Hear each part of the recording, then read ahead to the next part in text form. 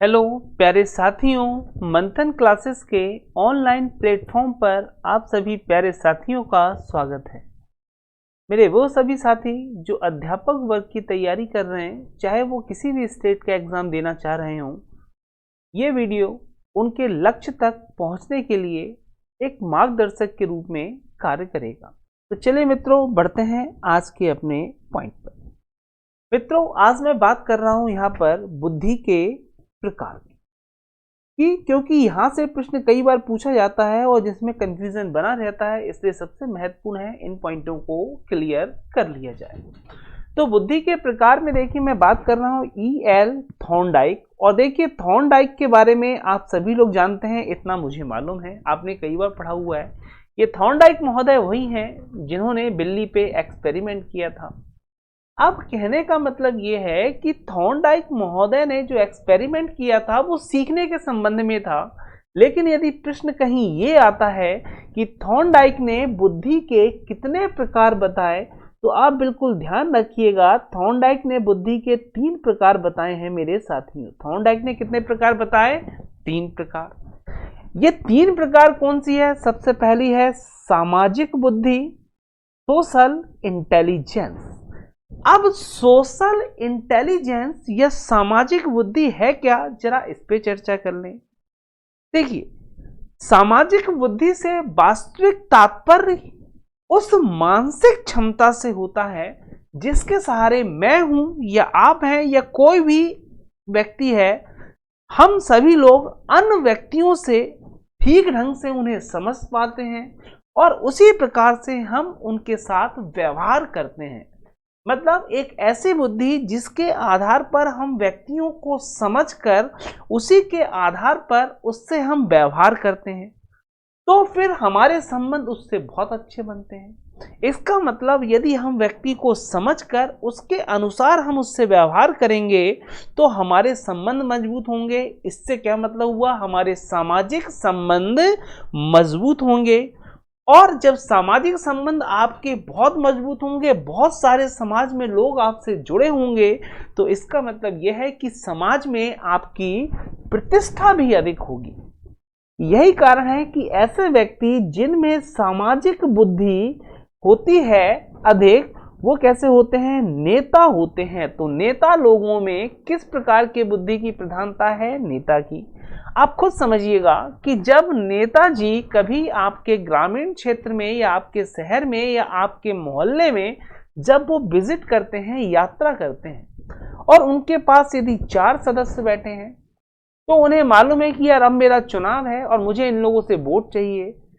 तो उन्हें मालूम है कि एक व्यक्ति जिसे अपने लड़के की जॉब की चिंता है, तो वो उस व्यक्ति से नेताजी कहते हैं, मेरे को इस बार तू चुनाव जीत जाने दे, तेरे लड़के की नौकरी पक्की मान ले। वहीं पर दूसरा कोई व्यक्ति मिला जिससे बिजली का बिल ज्यादा आ गया, आना चाहिए था 400-500, उसका आया 15,000 बिल। वो कई चक्कर लगा चुका है, उसकी सुनवाई नहीं हो रही है। तो नेताजी ने उससे कैसी बात करी, अरे चुनाव जीत जाने दे, देखना मैं तेरा कनेक्शन ही सही करवा दूंगा, ये पूरे बिल माफ करवा दूंगा। तो यहाँ पर नेताजी ने समझ लिया कि व्यक्ति किस प्रकार का है, उसकी जरूरत क्या है, और नेताजी ने उसी प्रकार से बात करी। तो इस प्रकार से दूसरे व्यक्ति को समझकर उसके आधार पर जब हम उससे बात करते हैं, तो हमारे सामाजिक जो संबंध होते हैं मजबूत होते हैं। और जिन व्यक्तियों में सामाजिक बुद्धि अधिक होती है, वो विशेषकर सामाजिक कार्यकर्ता, नेता, ये होते हैं। चलिए साथियों, यहाँ पर तो नेता। अब यहीं पर दूसरी बुद्धि की बात करूं मैं, दूसरा प्रकार जो थॉर्नडाइक महोदय ने बताया, वो बताया अमूर्त बुद्धि, एब्स्ट्रैक्ट इंटेलिजेंस। अब अमूर्त बुद्धि क्या है, ये समझिएगा। मतलब अमूर्त बुद्धि का मतलब, अमूर्त बुद्धि या एब्स्ट्रैक्ट इंटेलिजेंस का अर्थ यह है कि ऐसे व्यक्ति जो होते हैं जिनके पास अमूर्त बुद्धि होती है, ऐसे व्यक्ति जो अमूर्त चिंतन करते हैं। कैसा चिंतन करते हैं? अमूर्त चिंतन करते हैं। तो अमूर्त चिंतन करने के लिए बुद्धि कैसी चाहिए? अमूर्त बुद्धि। और इस चिंतन, अमूर्त चिंतन में या अमूर्त बुद्धि में व्यक्ति जो होता है वो शाब्दिक, मतलब शब्दों को। दूसरा, वो मैथ के जो साइन होते हैं, प्लस है, डिवाइड है, तो गणित के संकेतों और जो चिन्ह होते हैं उनके संबंधों को बहुत आसानी से समझ जाता है। जिनके पास क्या होती है, अमूर्त बुद्धि होती है, मतलब बिना किसी चीज को देखे उसके बारे में इमेज करना, वो क्या कहलाता है, अमूर्त चिंतन। और ऐसा चिंतन वही लोग कर पाते हैं जिनके पास होती है अमूर्त बुद्धि। वो विशेष तरीके से इस बात को कर लेते हैं। जैसे आप खुद देखें, एक गणितज्ञ जो होता है, मैथमेटिशियन, उसमें किस प्रकार की बुद्धि की प्रधानता होती है, अमूर्त बुद्धि की।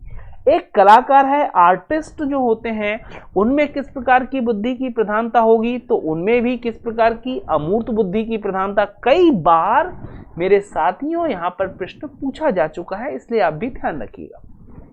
और रही बात पेंटर, अब आप खुद समझिए, अगर आपके घर में एक विवाह है और विवाह समारोह में आपने किसी पेंटर को बुलाया और कहा इस पे अच्छा डिजाइन बना दो, तो पेंटर पहले आपके घर को देखता है, आपके एनवायरनमेंट को देखता है और उसके अकॉर्डिंग वो अपना व्यू देता है और फिर वो एक चित्र बनाता है जो सभी लोगों को भाता है।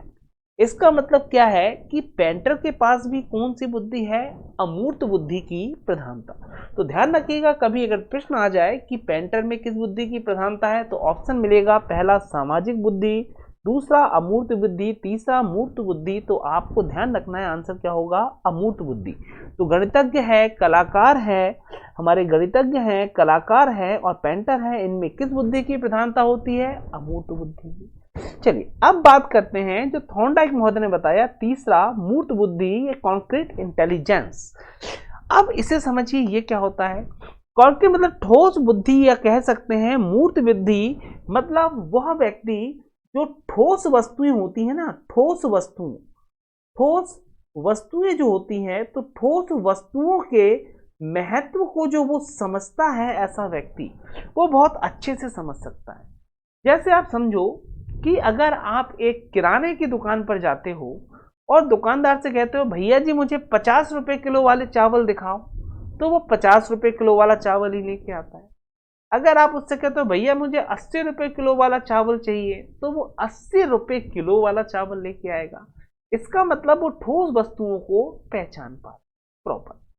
तो यहाँ पर मूर्त बुद्धि जिन लोगों के पास होती है, वो ठोस वस्तुएं जो होती हैं उनको महत्व को समझता है और किस वस्तु का प्रयोग किस परिस्थिति में करना है, किस वस्तु का प्रयोग किस परिस्थिति में करना है, ऐसे व्यक्ति में मूर्त बुद्धि की प्रधानता होती है।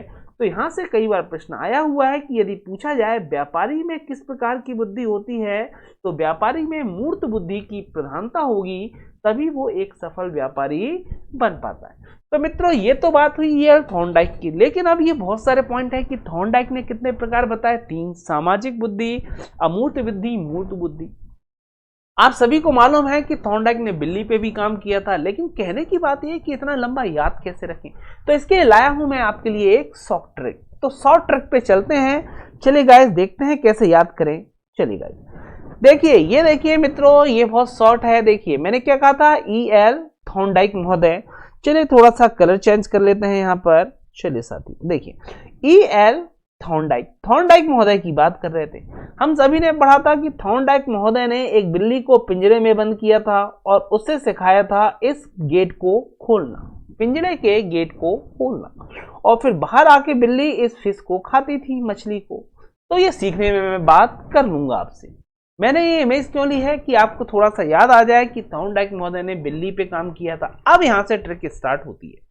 मान लो ये जो बिल्ली है, इस बिल्ली का नाम है, यही है बिल्ली, और इस बिल्ली का नाम रख दिया मैंने सामू। क्या रख दिया, सामू।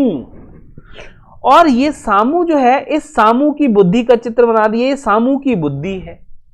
अब सामू का मैंने संधि विच्छेद करो, देखो सा है, सा में क्या जुड़ा है, आ, तो सा हुआ, और है ना, तो सा बनेगा।